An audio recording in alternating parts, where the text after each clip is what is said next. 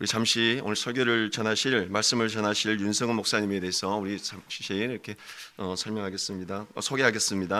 윤성은 목사님은 광주에서 목회하셨던 아버님 슬하에서 광주에서 성장하셨고요. 지금은 부산에 사시면서 기독교 윤리학으로 박사과정에 계신 귀한 목사님이십니다.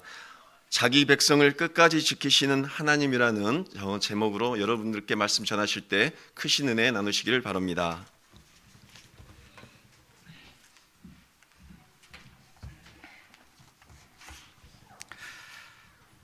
주 안에서 귀한 형제 자매님들을 뵙게 돼서 너무나 반갑고 또 마음으로 기쁩니다.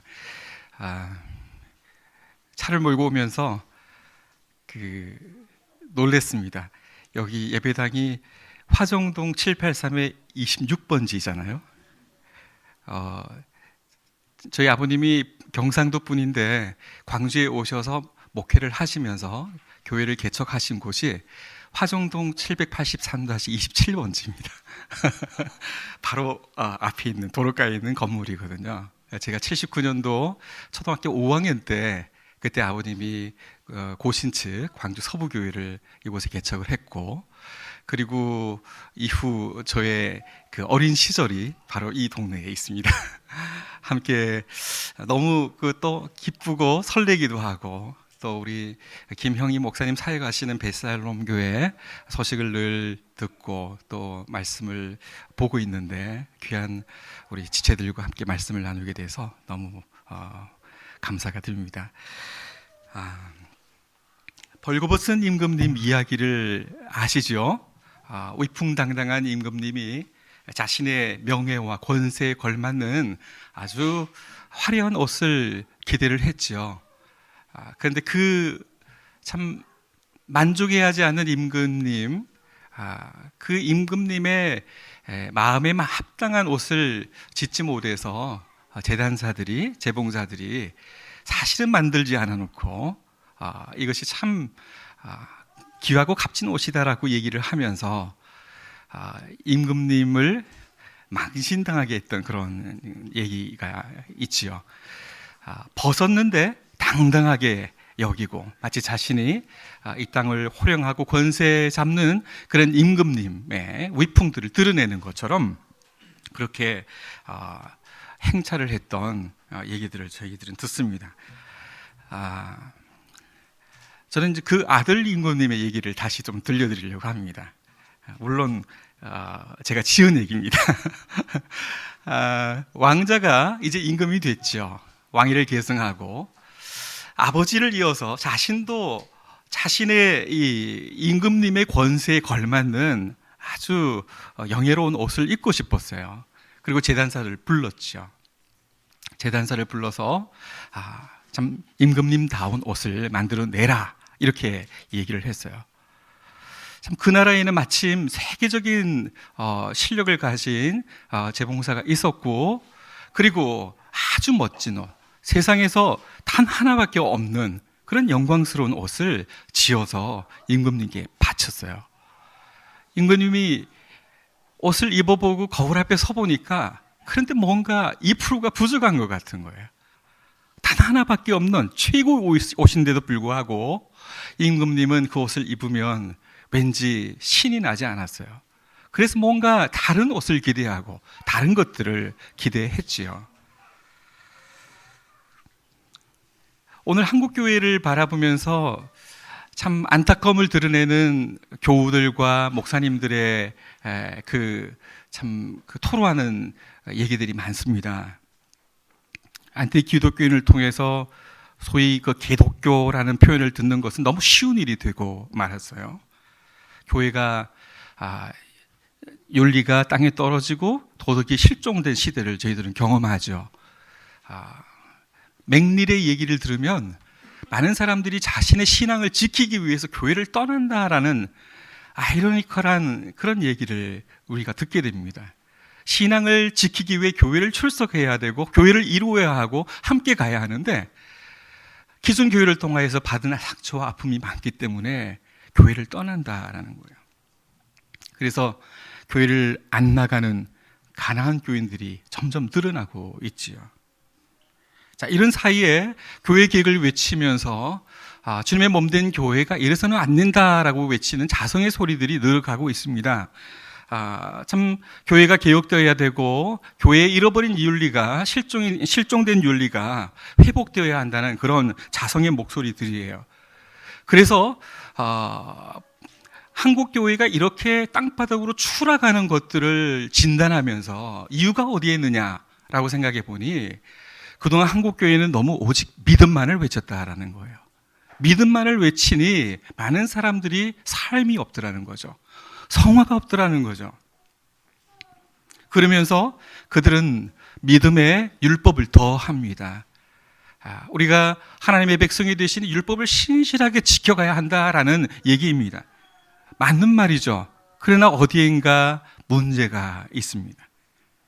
믿음이 부족해서, 믿음만으로는 부족해서 거기에 우리의 행위와 우리의 순종을 더한다라는 얘기입니다. 최후의 심판대 앞에서 어미로우신 심판장이신 하나님 앞에서 우리가 행위로 판단받을 것이기 때문에 우리가 예수 그리스도를 구주로 고백하고 믿음으로 고백하는 것만으로는 부족하고 우리가 율법에 순종하고 하나님의 백성의 거룩한 행실을 드러내야 한다는 거예요. 그리고 최후의 심판 앞에서 우리 자신의 그동안에 살아왔던 삶의 흔적들을 하나님께 내보여야 한다라고 얘기를 합니다. 일단은 우리들이 그런 비판들을 해옵니다. 한국 교회를 병들게 하고 이렇게 땅바닥으로 곤두박질 치게 한 근원적인 이유는 종교 교육이 우리에게 가르쳐준 이신칭이라는 잘못된 교리에 있다라고 얘기를 하는 거예요. 믿음으로 의롭다 칭함을 받는다라는 종교 개혁의 이신칭이가 한국교회의 윤리실종, 도덕실종의 주범이다. 이렇게 비판을 해오는 겁니다. 그러면서 우리에게 율법에 순종하는 삶을 살도록 경고하고 있는 것이죠. 그리고 한마디로 일축하기를 한국교회의 구원신앙은 구원파 신앙이다. 그렇게 얘기를 하죠. 일면 맞는 말들이 있습니다. 한국교회가 종교개혁의 바른 이신칭의의 원리를 이해하지 못해서 예수 믿으면 구원만 받는다. 예수 천당 불신 지옥만 외쳐서 그냥 입술로 예수님을 구주로 고백하기만 하면 마치 천국 가는 기차 티켓 하나 확보한 것처럼 그렇게 여기고 아무렇게나 살아도 된다는 식의 그런 모습들을 보여왔던 것 맞습니다. 참으로 그리스도의 십자가를 통한 대속의 그 은혜를 값싼 은혜로 전락시킨 거죠. 그냥 주여 주여 입술로 부르짖기만 하면 우리가 구원받는다라고 그렇게 여겨왔던 거예요. 그러다 보니 사람들은 많이 온 집에서 열광하고 하나님 앞에 예배드리는 모습들은 매주일 뜨거운데 정작 우리의 일상 속에 우리가 살아가는 세상 속에서 하나님의 백성으로 살아가는 거룩한 삶의 모습들은 없었다라는 거죠. 이분들의 지적이 일면 맞습니다. 한국교회는 이신칭의 교리를 변질시켜서 입술로 주여 주여 고백하기만 하면 구원받는다라고 여기고 그 다음부터는 아무렇게나 살아도 방종해도 개의치 않는 것이죠. 이런 일단의 무리들에 대한 지적은 정당한 것이로되 그러나 여러분들께 말씀드렸다시피 종교개혁의 이신칭의의 이 놀라운 교리가 주범이었다라고 하는 지적에 대해서는 저희들이 브레이크를 거는 것입니다. 과연 우리가 개혁자들을 통해서 전수받고 고백되어져 온 이런 이신칭의 신앙과 이런 구원신앙들이 과연 그러한가라는 그런 문제 제기를 우리가 역으로 하는 것입니다. 이렇게 여러분들께 질문을 던져보겠습니다. 여러분들 중에 그 누가 하나님의 그 어미로움, 거룩하신 하나님의 그 어미로운 심판대 앞에서 한평생 주를 위해 살았다 하면서 살아온 삶의 모습을 가지고 당당하게 인정함을 받을 수 있겠느냐라는 것이죠. 이 땅 가운데 정말 거룩하게 최고의 선행의 삶을 살았던 사람도 하늘나라의 가장 말단에 있는 사람보다 더 못한 그런 티끌 같고 지푸라기 같은 모습들이 우리일진데 과연 우리의 모습들을 가지고 어미로우신 심판대 앞에서 하나님 우리가 이제 섰습니다. 우리의 구원이 바로 여기에 기초합니다. 라고 나설 자가 어디 있을까 하는 것입니다. 우리의 행위가, 우리의 순종이 과연 우리를 구원할 수 있겠습니까? 개혁자 믿음의 선배들은 오직 우리가 견딜 수 있는, 하나님의 어미로운 심판 앞에서 견딜 수 있는 우리의 의는 예수 그리스도의 기초에 있다, 이렇게 이야기합니다. 그 예수 그리스도를 믿는 믿음으로 말미암는다라고 얘기를 하고 있는 것이죠. 개혁자들이 우리들에게 전해준 소중한 신앙의 유산들이 있지요. 웨스트민스터 신앙고백서가 그러하고, 또 도르트 신경, 벨직 신앙고백서, 하이델베르크 요리문답이 참 소중한 유산으로 우리에게 전해져 옵니다. 그중 벨직 신앙고백서 23장에 나온 내용을 제가 여러분들에게 소개해 드리겠습니다. 23장은 하나님 앞에서 우리의 의에 대해서 다루고 있습니다. 제가 조금 읽어 드리겠습니다. 우리는 우리의 복됨은 다윗과 바울이 가르쳐 주듯이 율법 외에 또 다른 하나님의 의인 예수 그리스도로 인한 우리의 죄들의 용서와 그리고 하나님 앞에서 우리의 의에 있다고 봅니다. 그들은 행위와 상관없이, 주목하십시오, 행위와 상관없이 하나님 앞에서 의롭다 함을 얻은 사람들의 복됨에 대해서 말하고 있습니다. 사도는 그리스도 예수의 은혜로 인한 구속을 통하여 우리가 값없이 의롭다 인정함을 받는다라고 말합니다. 따라서 우리는 이 확고한 기초를 늘 붙잡습니다. 우리는 모든 영광을 하나님께 돌리고 우리 자신은 그분 앞에 겸손히 낮추면서 우리의 존재됨을 그대로 인정합니다. 그리고 우리는 우리 자신의 공로나 우리의 것을 주장하지 않고 오직 십자가에 못 박히신 예수 그리스도의 순종만을 의지하고 그분만을 붙듭니다. 그분의 순종은 우리가 믿을 때에 우리의 것이 됩니다. 의의 전가입니다. 율법의 또 다른 하나님의 의인 거예요. 모든 사람이 죄인이었고 모든 사람들이 죄의 삭세 결과로 사망에 떨어지며 우리의 발버둥이 하나님 앞에 조금 더 인정함을 받지 못할 때에 하나님께서 율법 외에, 율법의 행위가 아니라 율법의 순종이 아니라 율법 외에 또 다른 의, 예수 그리스도를 우리에게 보내주신 것이죠. 오직 믿음으로 말미암는 의인 것입니다. 이것은 모든 허물을 덮고 우리의 양심을 두려움이나 공포, 무서움으로부터 자유케 만들어줍니다. 더 이상 우리로 하여금 아담이 지어 입은 무화과 나뭇잎에 의존하지 않게 하는 것이요.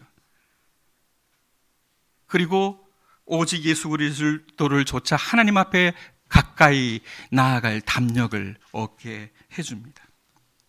우리 자신의 의나 또 다른 피조물들의 의에 기초한다면 우리는 하나님 앞에서 이 모든 공력들이 불타 없어지는 것을 발견하게 될 것입니다. 그래서 우리는 다윗을 따라 이렇게 고백합니다. 주의 종에게 심판을 행치 마소서.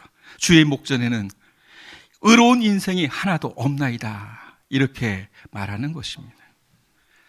벨직 신앙고백서 23장이 우리에게 보여주는 것은 하나님 앞에서의 우리에는 오직 그리스도, 예수밖에 없다는 것이죠. 하나님 앞에 설 수 있는 우리의 은은 오직 예수 그리스도의 십자가의 대속과 그분의 전생애를 통하여 하나님의 뜻을 순종한 그 순종이 우리의 의의 기초가 되는 것입니다. 우리가 의롭다함을 받는 유일한 근거입니다.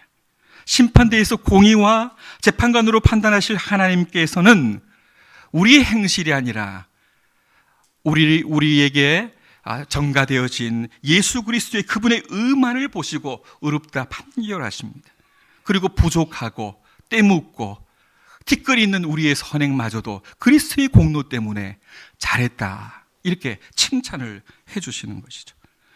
만약에 우리의 행위에 의한 율법에 대한 순종의 공로를 예수 그리스도의 의에 조금이라도 섞는다면 그것은 갈라디아 교회에 나타난 오류입니다. 복음으로 시작했다 율법으로 마치는 것이죠. 따라서 우리의 구원의 근거는 오직 예수 그리스도, 그분 외에는 없습니다. 정말입니까? 우리는 그리스도만으로 충분합니까? 아니면 거기에 또 하나님의 율법을 우리의 행위와 우리의 순종으로 이루어 가야 합니까? 우리가 자랑할 은은 오직 예수 그리스도입니까? 아니면 내 자신이 행한 거룩한 선행입니까? 제가 벌거벗은 임금님 얘기를 드렸습니다. 아버지 벌거벗은 임금님은요, 마치 임금님의 옷을 입었다 하지만 벌거벗은 자지요. 예수 그리스도의 의의 옷을 입었다라고 말하는 것처럼 보이지만 사실은 아무런 옷을 입지 않는 무율법주의의 오류입니다. 입술로는 주여 주여 믿는다 하며 내가 예수 그리스도를 나의 구주로 고백한다라고 하지만 정작의 내 삶에서 주로 인정하지 않는, 하나님의 백성이 거룩한 삶의 모습은 도무지 나타나지 않는, 사실은 아무런 옷도 입고 있지 않는 무율법주의의 오류를 보여준다 하겠습니다. 두 번째는 신율법주의입니다. 그 아들은 사실은 이 세상에서 최고의 옷을 입었습니다. 너무나 값진 옷이고 왕의 권세를 드러낼 만한 유일한 옷입니다. 너무나 그 영광에 가득 찬 옷을 입고 있었음에도 불구하고 부족하다 느끼는 거예요. 뭔가 다른 것을 기대하는 거예요. 예수 그리스도의 의의 옷을 우리가 입고 있는데도 불구하고 자꾸만 거기에 율법의 순종을 가미하려고 하는 신율법주의의 오류가 바로 아들 임금님의 모습을 통해서 발견될 수 있는 것입니다. 오늘 우리가 읽었던 로마서, 사도 바울 시대의 로마서의 배경들도 그러했습니다. 유대인들은 이 그리스도인의 교회의 일원으로 들어왔지만 여전히 율법을 버리지 못하는 거예요. 그래서 복음으로 시작했다가 율법으로 마치는 그런 오류들을 범하는 무리들이 많이 있었습니다. 또 다른 한 부류 이방인들은 예수 그리스도를 구주로 고백했다고 하지만 이방 풍속들을 벗어버리지 못하는 거예요. 그리고 허랑방탕한 모습들을 그렇게 보이게 됩니다. 여전히 그 시대와 마찬가지로 이런 무율법주의와 신율법주의의 오류들은 오늘 한국 교회 가운데 존재합니다. 한국 교회가 도덕적으로 타락하고 윤리적으로 실종하게 되어진 경우에는 바른 복음이 없었기 때문에 그러합니다. 그렇기 때문에 주여 주여 고백을 하는 자들의 무리는 많지만 거룩한 하나님의 백성의 삶의 행실들을 드러내는 자들의 모습들이 너무나 적은 것이죠. 그러다 보니 믿는 믿음만으로는 안 된다라고 하면서 오직 그리스도 예수에다가 뭔가를 첨가하려는 무리들이 더해지고 있는 거예요. 율법을 지켜 행하고 우리가 선한 행실을 더함을 통해서 하나님 앞에 나아갈 수 있다라고 생각하는 이런 신율법주의자들이 오늘 한국 교회의 부패 속에서 다시금 성행하고 있는 모습들을 보는 것입니다. 저는 여기서 이제 우리 사랑하는 교우 여러분들과 함께 이런 질문들을 다시금 드려보려고 합니다. 그리스도 안에서의 구원은 완전한 구원입니까? 어떻습니까? 한 번 구원받은 성도는 영원히 구원을 받는 것입니까? 아니면 우리의 삶의 행실의 순종의 정도를 따라 탈락할 수 있습니까?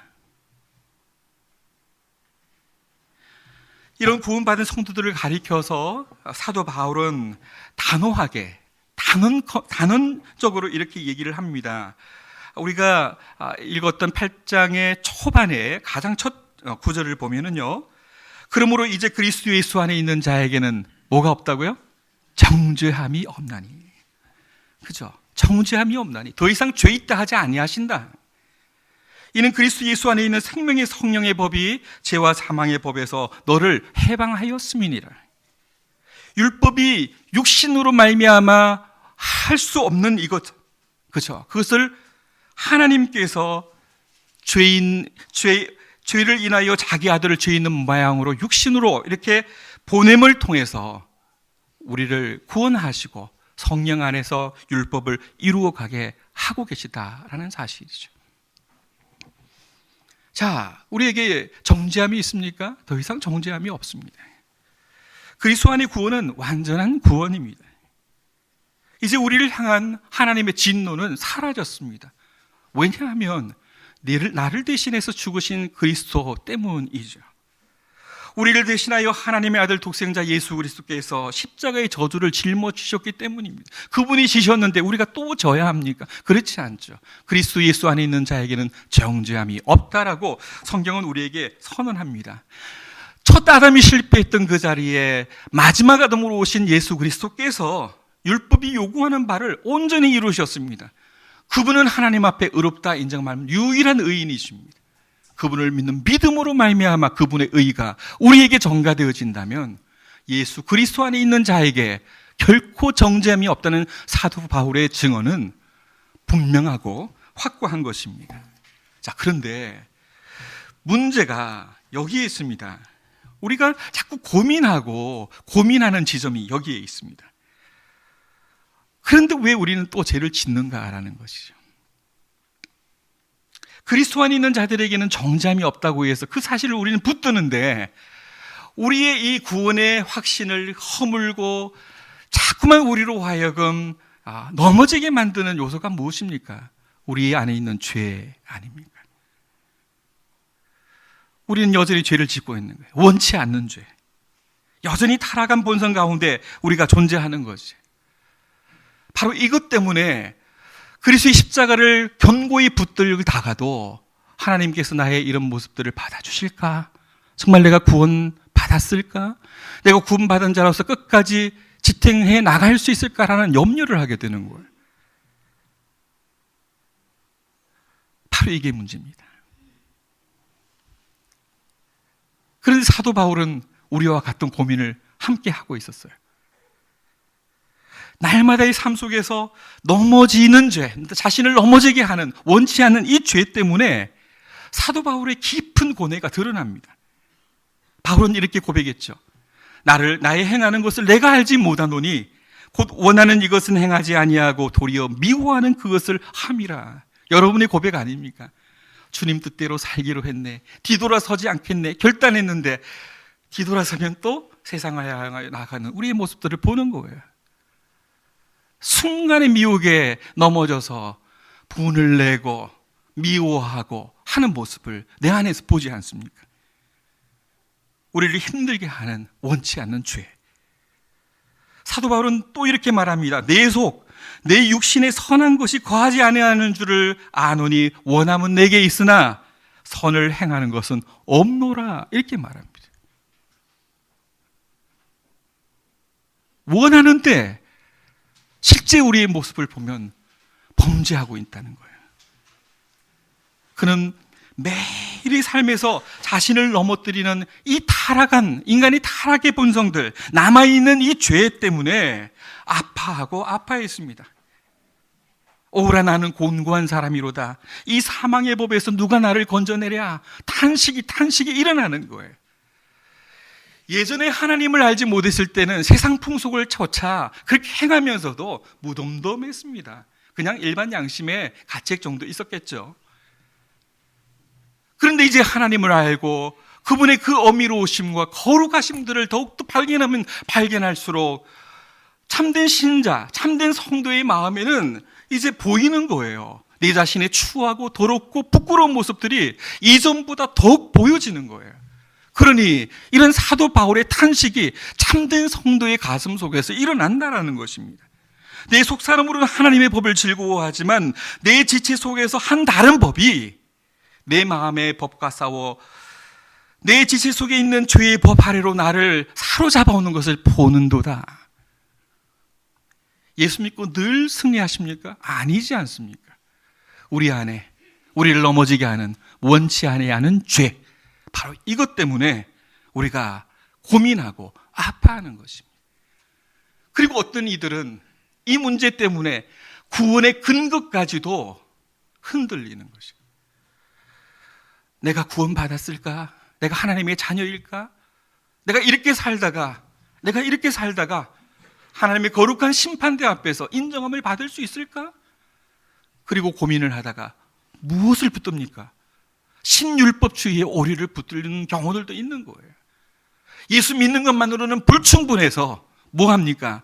내가 내 힘으로, 내 의지로 율법을 지켜 행하고 순종하고 거룩하게 살아내서 하나님 앞에 인정받고자 하는 이 아둔한 몸부림을 치는 것이에요. 이렇게 의심이 다가오는 겁니다. 그러나 그럴 때마다 우리는 무엇을 바라봐야 됩니까? 누구를 바라야 됩니까? 예수 그리스도, 그분의 십자가.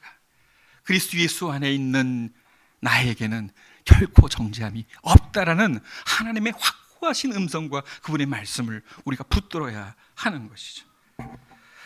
자, 그렇다면 우리 안에 있는, 성도 안에 있는 죄는 도대체 무엇일까라는 거예요. 이 죄는 성도에게는 어떤 의미로 남아있을까라는 이야기입니다. 우리는 원치 않는 죄, 사도 바울의 고백처럼 아파하는 정도에 머무르지만, 자, 하나님께서는 어떤 하나님이십니까? 빛과 어두움을 주관하시는 하나님이세요. 그래서 성도들에게는 바로 이 어두움까지도 합력하여 선을 이루게 하신다라는 사실을 여러분들은 기억을 해야 합니다. 자, 우리의 전제는 여기서 출발합니다. 그리스도 안에 있는 자에, 예수 그리스도 안에 있는 자에게는 결코 정죄함이 없다는 확고한 믿음의 기초, 이 위에서 우리는 죄의 문제를 바라보는 거예요. 성도도 장성한 분량에 한 번에 이르는 거 아니거든요. 그렇죠? 그래서 우리는 김홍전 박사님이 지은 책의 제목을 통해서도 발견할 수 있습니다. 뭡니까? 그리스도 안의 유아인 거예요. 우리가 태어나게 되면은 영적인 신생아로 태어나는 거지, 영적인 장성한 분량으로 바로 태어나는 것이 아닌 거예요. 우리는 성인 아담처럼 창조되는 것이 아니라 갓난아이로 태어나는 거예요. 그러니까 신령한 젖을 사모하게 되죠. 또 딱딱한 음식을 먹기 위해서 더욱더 자라가게 되죠. 그 사이에 우리는 자꾸 넘어집니다. 이제 태어난 아이가 제대로 기지 못하고 일어서려고 몸부림치다가 빠당빠당 넘어지는 것은 자연스러운 것이죠. 우리는 장성한 분량으로 자라가기까지 우리에게 넘어지고 좌절하고 그리고 힘들어하는 모습들은 주님 부르시는 그날까지 계속 될 것입니다. 그럼 이건 뭐냐는 거예요. 우리는 죄의 문제가 불신자들에게는 정죄의 대상이 되어서 심판날에 그들이 영원한 사망을 선고받을 이유가 되지만, 성도들에게 있어서는 그리스도께서 다 감당하셨기 때문에 이제 우리에게 남아있는 죄는 더 이상 그런 의미가 전혀 없다는 사실을 우리는 기억해야 합니다. 그럼 뭡니까? 오히려 하나님께서는 성도들의 경우는 날마다 육신의 연약함으로 인하여 범하는 이 죄와 잘못을, 물론 문제죠, 그러나 하나님 사용하세요. 그래서 우리로 하여금 경책해야 하세요. 우리의 힘으로, 우리의 능력으로는 아무런 소망이 없다. 그래서 누구를 또 바라봅니까? 그리스도를 바라봐라 라는 거예요. 그리고 우리로 하여금 그리스도를 바라볼 때 오는 그 십자가 은혜에 대한 감사가 있지 않습니까?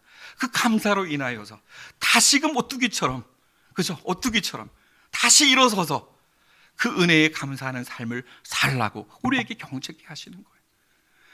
성도들에게는 이 죄가 그리스도를 바라보게 하는 하나님의 도구가 됩니다. 그리고 이 죄로 인하여서 그리스도의 십자가에 대한 은혜에 대한 무한 감사로 젖어들게 만드는 거예요. 그리고 오직 누구만을 붙듭니까? 우리의 구원의 영원한 기초 예수 그리스도만을 붙들게 우리를 돕습니다. 다시 말하자면 하나님께서는 이러한 죄와 잘못을 통하여서 첫 번째, 우리의 부패하고 타락한 실존을 분명하게 보게 하십니다. 두 번째, 더욱더 우리로 하여금 겸손한 마음으로 살게 하세요. 세 번째, 우리의 구원이 우리 자신으로 말미암은 것이 아니라 오직 하나님 당신의 은혜로 인함임을 알게 하십니다.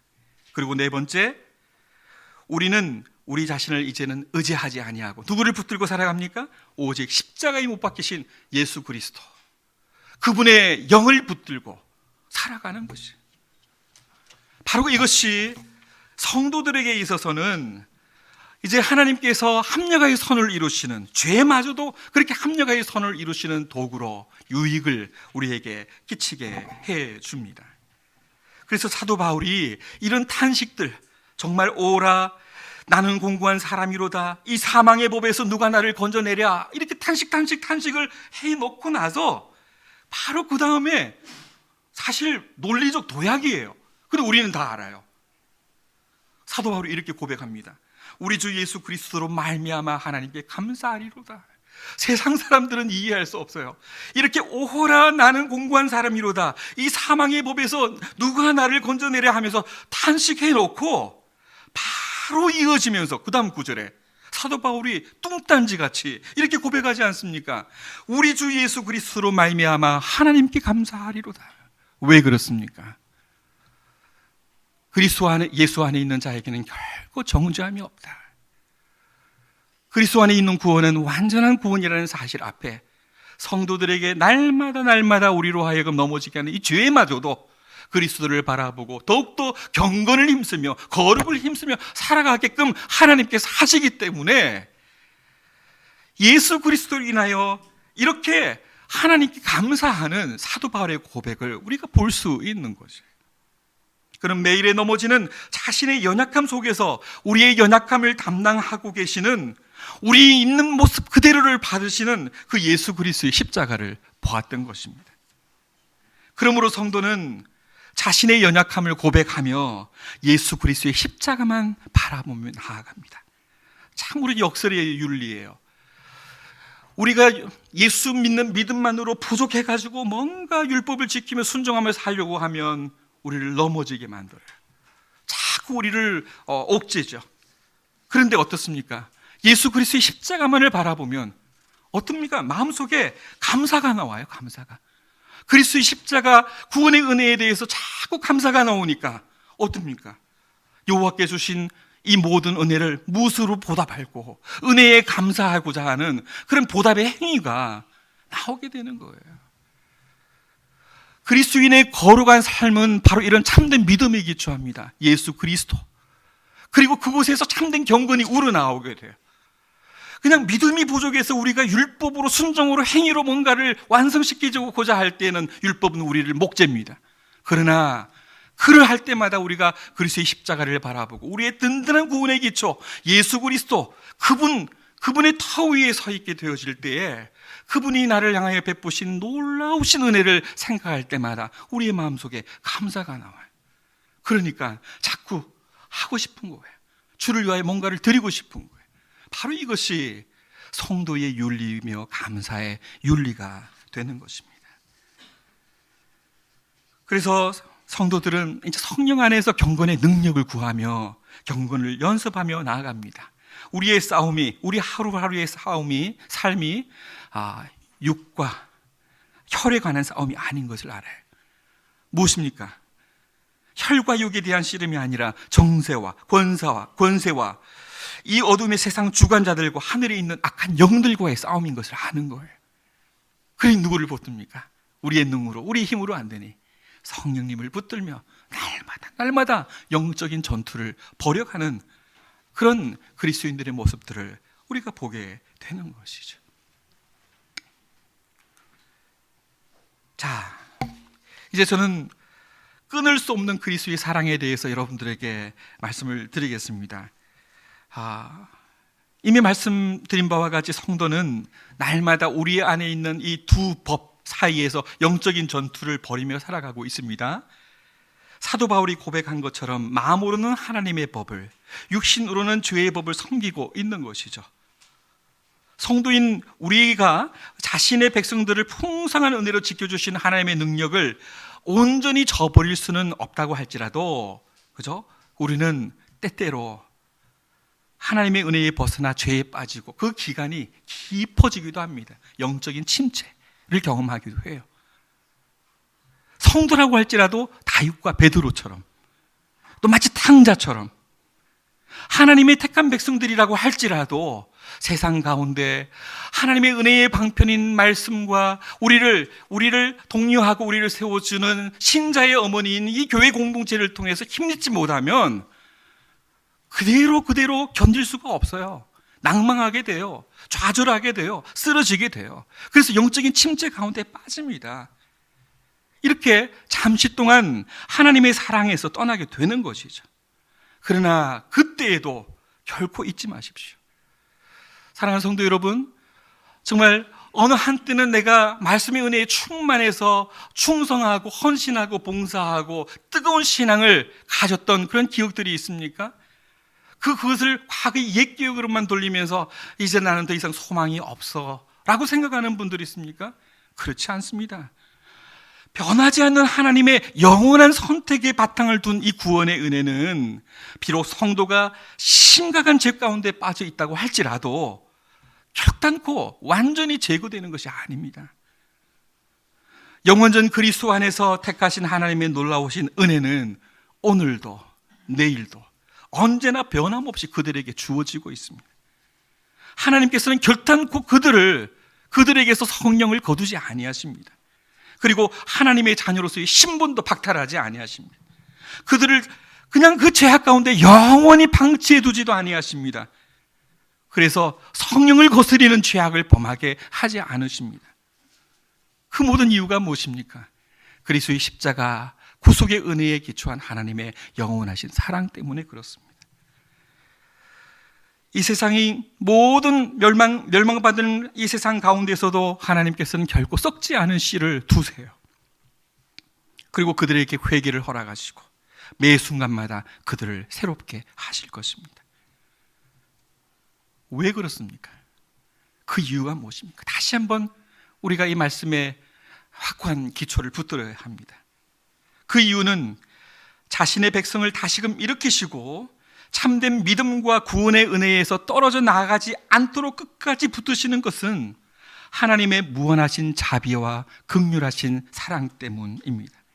비록 연약한 인간은 실수하여 범죄한다고 할지라도 하나님은 어떤 분이십니까? 결코 실수하지 아니하는 분이시기 때문입니다. 죄인은 인간은 그가 그토록 다짐하는 하나님을 향한 사랑에서 변덕스러워서 다시금 하나님을 배반하고 주님을 배반하고 우리는 주님을 배반하나 주님을 또 배반해도 하나님의 사랑의 손길은 우리를 향한 사랑의 손길은 결코 변하지 않는다는 사실을 기억을 해야 합니다. 하나님은 변함이 없으신 하나님이시며 언약에 신실하신 하나님이시기 때문입니다. 이미 우린 구약 이스라엘을 통하여서 언약을 끊임없이 파기했던 그런 배은박력한 모습들을 우린 보아왔죠. 그러나 하나님께서는 결단코 하나님께서 맺으신 언약을 지키시고 그들을 붙드시고 그들을 일으켜 세우시고 그들을 향하여서 고개를 돌리킬만 할 때 다시 한번 언약을 맺은 그 사실을 귀하게 여기셔서 그들을 회복시키시는 은혜를 보여주십니다. 그렇기 때문에 하나님의 구원의 큰 일은 결코 패할 수가 없는 것이죠. 세 가지가 있습니다. 그 이유를 말씀드리면요, 잘 붙드시길 바랍니다. 영원전에 그리스도 안에서 우리를 택하신 하나님의 선택이 변할 수 있습니까? 없지요. 영원전에 그리스도 안에서 우리를 택하신 하나님의 선택은 결코 변할 수 없는 것이에요. 두 번째가 있습니다. 우리를 위한 그리스도의 십자가의 죽으심이 우리의 죄에 대한 단 한 번의 영원한 제사이기 때문에 그렇습니다. 그리고 세 번째, 성령으로 우리를 거듭나게 하시며 하나님 자녀로 인치신 그 인치심이 지워질 수가 없어요. 그러하기 때문에 성도들이 영적인 침체 가운데 있고 때로는 낭망하고 때로는 쓰러져도 하나님의 언약의 신실하신 그 사랑 때문에 우리를 다시금 회복시키신다라는 사실을 우리는 기억을 해야 합니다. 오늘도 성부 하나님께서는 전능하신 오른팔로 우리를 붙들고 계십니다. 예수 그리스도께서는 하늘 보좌 우편에서 우리를 위하여 끊임없는 중보의 기도를 드리고 계십니다. 성령 하나님께서는 오늘도 우리를 위하여 간구하시면서 소원을 두고 행하도록 기도하고 계십니다. 성삼위 하나님의 이 놀라운 사랑이 바로 지금도 변함없이 우리에게 미치고 있다는 이 약속의 말씀을 붙들 때마다 좌절하고 넘어지고 그리고 시험에 들 때에도 우리는 그 약속을 붙들고 다시금 일어서게 되는 것이죠. 그래서 사도 바울은 다음과 같이 성도를 향한 구원의 확신을 노래하고 있습니다. 오늘 우리 읽었던 본문을 다시 한번 함께 읽어보시죠. 사도 바울이 어떻게 고백을 하고 있습니까? 놀라운 고백입니다. 여러분을 향한 고백입니다. 한번 함께 읽어보겠습니다. 시작. 누가 우리를 그리스도의 사랑에서 끊으리요? 환난이나 공고나 핍박이나 기근이나 적신이나 위험이나 칼이랴 기록된 바 우리가 종일 주를 위하여 죽임을 당케 되며 도살할 양같이 여김을 받았나 함과 같으니라. 그러나 이 모든 일에 우리를 사랑하시는 이로 말미암아 우리가 넉넉히 이기느니라. 내가 확신하노니 사망이나 생명이나 천사들이나 권세자들이나 현재일이나 장래일이나 능력이나 높음이나 깊음이나 다른 아무 피조물이라도 우리를 우리 주 그리스도 예수 안에 있는 하나님의 사랑에서 끊을 수 없으리라. 네, 변함없는 구원입니다. 그렇죠? 자기 백성을 끝까지 지키시는 우리의 하나님. 자, 근데 우리가 영적인 침체의 자리에 떨어져도 마치 다윗과 같은 모습으로, 베드로와 같은 모습으로 서도 우리를 회복시키시는 하나님의 사랑을 우리가 알므로 위로가 되죠. 근데 한평생 영적 침체 가운데 참 고통하며 신음하며 살고 싶지는 않으시죠. 오히려 승리하며 우리 마음속에 주님을 향한 불타는 사랑들이 넘쳐나서 그저 주님을 위하여, 이웃을 위하여, 교회를 위하여 정말 기쁨과 즐거움으로 헌신하고 싶으시지는 않으십니까? 그러한 삶을 살다가 우리 주님께 가고 싶지는 않으십니까? 그래서 이 변함없는 구원의 이 놀라운 복음에 대한 확신이 중요하다라는 얘기입니다. 구원의 확신이 그래서 중요해요. 우리 지체들 중에 구원의 확신이 결여돼서 흔들거리면 봉사가 됩니까? 안 되잖아요. 교회를 이루며 함께 정말 사랑으로 섬기며 나아가는데 기꺼이 자신을 내어놓습니까? 그렇지 못하잖아요. 집에서 늘 참 고통하고 신음하며 그냥 어떻게 보면 우리는 승리자인데 패배자로 살아가는 그런 모습들로 늘 살아가잖아요. 결코 그에 대한 구원이 취소가 되지 않는다고 할지라도 이 땅에서 하나님께서 주신 생명의 이 성령의 법을 쫓아 살아가는 이 뜨거움들을 누리지 못하는 거예요. 그래서 구원의 확신은 대단히 중요합니다. 구원의 확신의 유무에 따라 우리의 미래가 결정된 것은 비록 아닐지라도 구원의 확신은 성도로 하여금 교회를 세우며 형제를 사랑하는 주님의 일, 하나님의 나라와 교회의 일을 하는 데 있어서 참으로 중요한 도구가 되는 것입니다. 그 사실을 우리는 기억해야 합니다. 우리의 구원이 변함없는 하나님, 살아계신 하나님으로 말미암는다라는 사실이에요. 이 복음의 내용, 말씀의 내용을 깊이 묵상할 때에 비로소 우리 마음속에 뭐가 생깁니까? 변함없는 하나님의 구원에 대한 확신이 생겨나요. 다른 방식이 아닙니다. 기도 열심히 한다고 되는 것이 아니고요. 아니면 교회 봉사 열심히 한다고 구원의 확신이 생기는 거 아니에요. 그게 수단이 아니에요. 하나님의 말씀, 약속의 말씀, 그 말씀을 우리가 붙들 때에 주의 성령께서 우리 가운데 우리의 마음에 조명하여 주시고 우리의 마음에 확신을 일으키시죠. 주관적인 느낌이 아니에요. 기록된 계시의 말씀을 통하여 우리에게 약속된 하나님의 말씀을 우리가 배우고 그 복음 가운데 든든히 세워져 갈 때에 성령께서, 그냥 나의 지적인 확신이 아니에요, 성령께서 우리의 마음속에 확신을 불러일으키세요.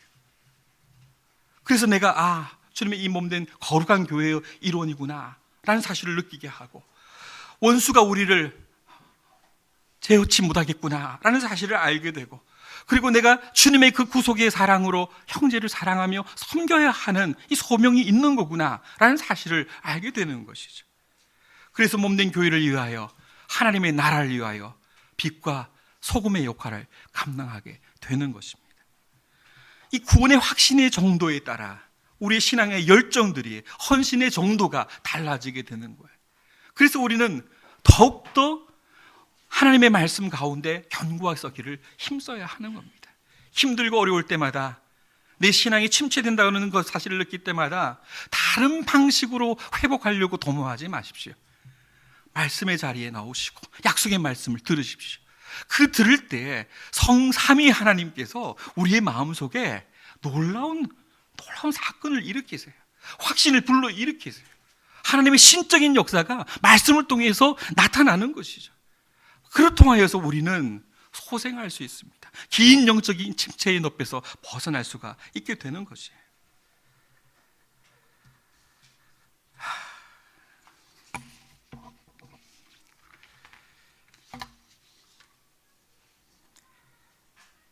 이제 말씀을 맺도록 하겠습니다. 자, 그렇다면 한 번 받은 구원이 영원한 구원이며 자기 백성을 끝까지 하나님께서 우리를 지키신다라고 이렇게 할 때에 다시금 질문을 던져보는, 그러면 이제 우리는 영원한 구원이 보장이 되어 있으니까 아무렇게나 살아도 되는 것인가? 서론에서 여러분들에게 말씀드렸고, 한국교회 여러 병태배들에 대해서 지적을 하는 분들의 얘기가 있다는 것도 말씀을 드렸는데, 그러면 한 번 받은 구원은 영원한 구원이니 아무렇게나 살아가도 되는 것인가? 라는 거예요. 대적자들이 그렇게 공격을 해오니까 그래요. 이 교리가 잘못됐다는 거예요. 믿음으로 어렵다, 체험을 받는다 하니 윤리적인 삶이나 도덕적인 삶은 강조가 되지 않으니 한국교회가 부패됐다라고 얘기를 하고, 하나님께서 영원전에 우리를 그리스도 안에서 택하시고 또 우리를 향한 이 구원의 사실을 변치 않게 하시고, 그래서 우리는 그리스도 안에서 우리의 신분이, 우리의 구원이 완전히 보장이 되니 이제 그러면 아무렇게나 살아도 되는 거 아니냐? 성도들에게 그런 거짓 확신을 밀어주니 성도들이 마음대로 방종하며 살아가는 것이 아니냐? 이렇게 지적을 해온다는 거예요. 자, 이 사실을 여러분들에게 말씀을 드리면서 마무리합니다. 참된 성도는요, 자신이 받은 구원이 변함없을 것이라는 이 확신 때문에 자신을 타락한 이 세상 가운데 방임하지 않아요. 그렇죠?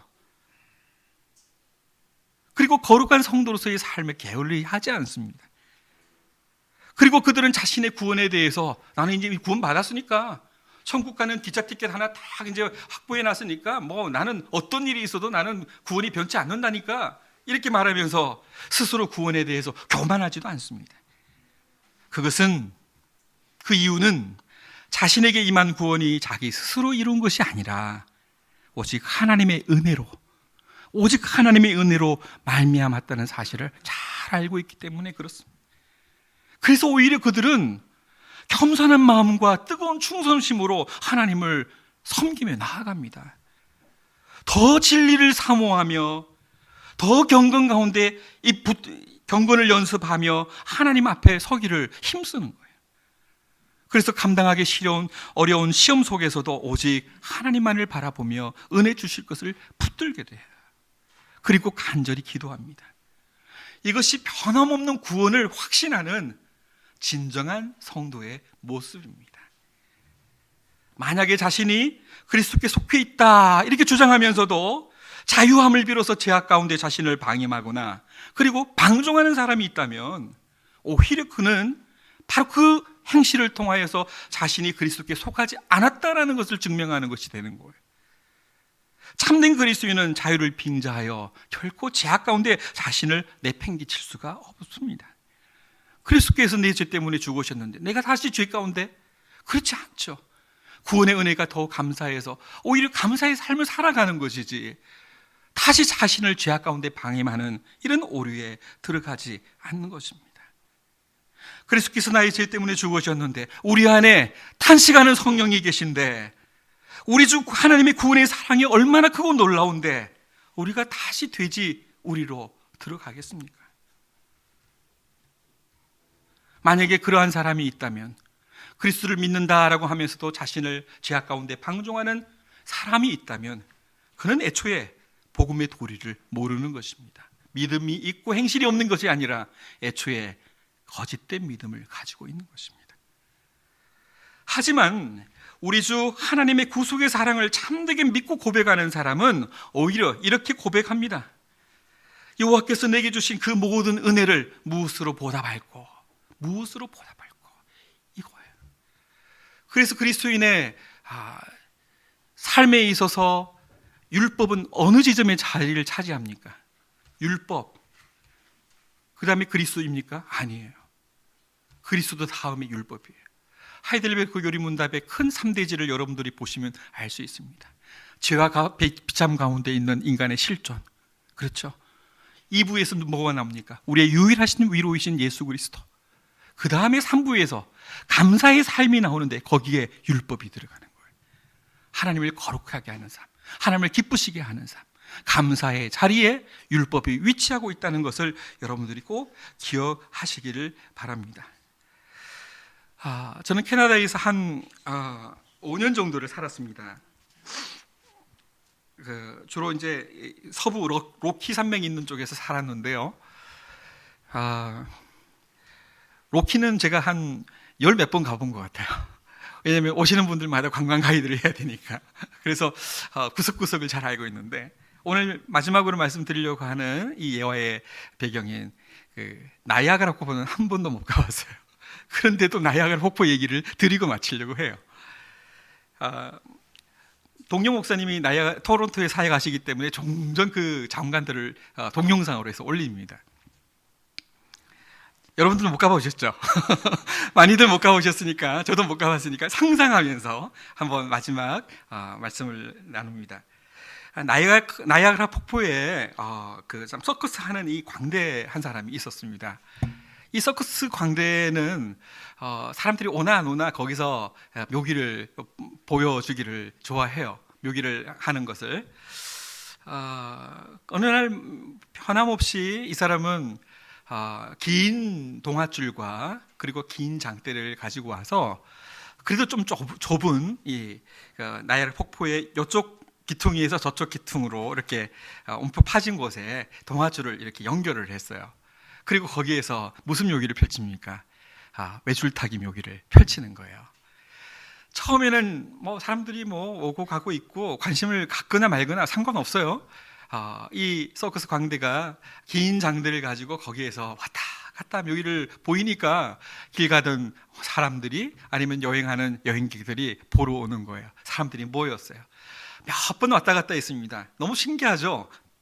내려다보면 너무너무 아찔해요. 거품이 막 일어나고 그러한데, 이제 이 사람이 서커스 광대가 장대를 던집니다. 제가 장대를 이번엔 던지고 손을 펴서 균형을 맞추면서 한번 넘어가 보겠습니다, 이렇게 얘기를 해요.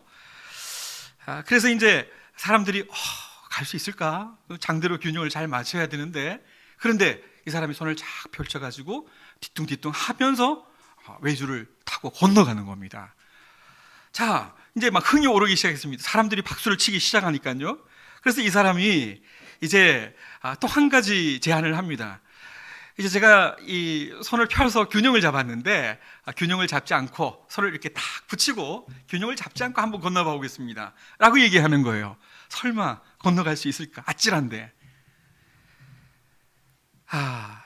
그런데 이 사람이 이제 딱 올라서더니 사뿐 걷더니 외줄을 탁 타내는 거예요. 그래서 우려 같은 박수가 막 몰아오기 시작합니다. 막 더 이제 기분이 업되고 좋아지기 시작합니다. 이 사람이 이제 손을 딱 모은 상태에서 무사히 지나가는 걸 보니까 사람들이 확신하기 시작하나요, 그죠? 그래서 이 사람 정말 실력자다, 대단하다, 이렇게 여기고 있는데, 이 사람이 옆에 있는 의자 하나를 이렇게 어깨에 딱 올려놓습니다. 이제 장애물이 생긴 거예요. 그냥 가기도 참 쉽지 않았는데, 이제 의자를 이렇게 딱 올려놓고 이제 짐을 하나 지우고 건너가야 되니까, 저 사람 과연 건너갈 수 있을까라고 생각하는 거예요. 그러면서 이제 서커스 광대는 사람들에게 이 얘기를 합니다. 내가 이 의자를 짊어지고 메고 무사히 저기까지 갈 수 있겠습니까? 라고 얘기를 하는 거예요. 사람들 한 번 더 보고 싶잖아요. 갈지 안 갈지는 몰라도 한 번 더 보고 싶은 거죠. 그렇기 때문에 어떤 사람들은 박수를 쳤을 수도 있고, 어떤 사람은 믿었어요. 대단한 거예요, 실력이. 저 사람은 거뜬히 이곳에서 저쪽까지 의자를 메고 건너갈 수 있다라고 생각을 한 거예요. 그래서 박수를 칩니다. 당신은 충분히 건너갈 수 있습니다 라고 얘기를 딱 하는데요, 서커스 광대가 한마디를 딱 던집니다. 혹시 여기 앉아서 같이 건너갈 사람이 있습니까? 장내가 치죽은듯이 고요해지는 거예요. 그렇게 박수를 쳤는데 조용해지는 거예요. 아무도 나타나지 않아요. 여러분 확신하셨는데 한 분이라도 나오세요. 아무도 안 해요. 눈도 마주치려고 하지 않아요. 그때 누가 나옵니까? 앞에 있는 꼬마아이가 탁 나오는 거예요. 저요. 그리고 그 꼬마아이가 그 의자 위에 탁 올라 앉았습니다. 그 아이의 표정은 너무나도 평온해 보였어요. 밑에 막 거품이 일고 그냥 낭떠러지, 까마득한 낭떠러지인데 그 아이의 표정에는 너무너무 편안해 보였어요. 자, 그리고 서커스 광대는 이제 아이 하나를 어깨에 메고 건너갑니다. 사뿐 다 건너갔습니다. 박수가 또 터져나오기 시작합니다. 그 아이 누구일까요? 아들이에요. 아들은 아버지가 얼마나 실력이 있는지 이미 다 알고 있어요. 몇 번 봤어요. 확신하는 거예요. 우린 여기서 두 가지 대비를 보는 거죠. 수많은 박수를 갈채를 보냈던 관중들, 그들은 믿는다라고 했어요. 당신은 지나갈 수 있다라고 했어요. 그러나 정작 올라와 앉아보시겠어요? 라고 하니까 아무도 나타나지 않았어요.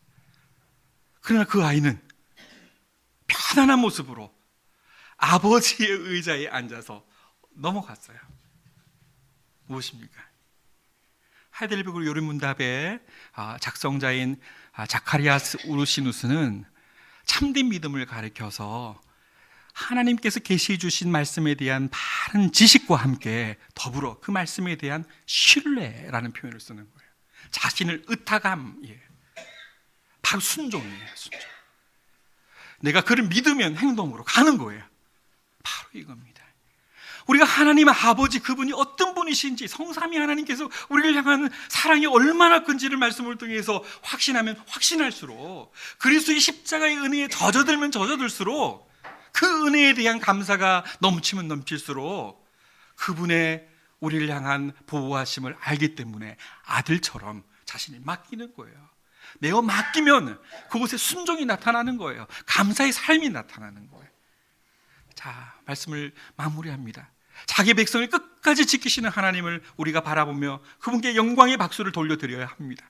동시에 그분 안에서 우리 자신을 내어 맡기고 의탁하고 그분과 함께 동행하는 삶이 우리 가운데 있기를 우리는 기도해야 하겠어요. 바로 이 모든 일들은 우리 베샬롬 교회가 잘하고 있는 일입니다. 말씀 가운데 굳게 서야 합니다. 우리 김영희 목사님 정말 저희는 존경하고 좋아합니다. 왜냐하면 개혁자들이 우리들에게 선포한 하나님의 말씀, 약속의 복음을 바르게 선포하는 목사님이기 때문에 그러해요. 말씀 가운데 서야 돼요. 그리고 약속된 복음을 붙들어야 돼요. 그것이 영적인 침체에서 벗어나는 길이고 우리로 하여금 더욱더 겸손하게 만드는 길이고 우리가 은혜 가운데 하나님을 예배하며 그분을 섬기며 나아가게 만드는 큰 동력이라는 사실을 여러분들이 결코 잊지 마시길 바랍니다. 이 모든 한량없는 하나님의 은혜가 사랑하는 베샬롬 교회 성도님들과 그리고 가정 위에 참으로 영원토록 함께 하시기를 주님의 이름으로 축원드립니다.